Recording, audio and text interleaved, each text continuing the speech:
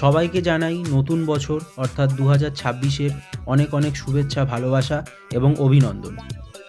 তো আমি চলে গেছিলাম আলিপুর জু।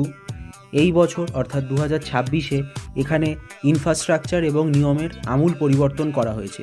তো এই ভিডিওতে আমি সেটাই সবাইকে জানাবো।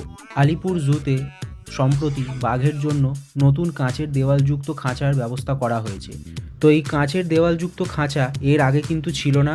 2024 সালের পর নতুন করে সংস্কার করে এই ব্যবস্থাটা করা হয়েছে।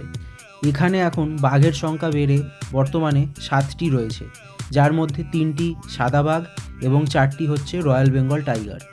বাঘ ছাড়াও অন্যান্য প্রাণীদের যে ব্যবস্থাটা করা হয়েছে সেটা সত্যিই খুব প্রশংসনীয়।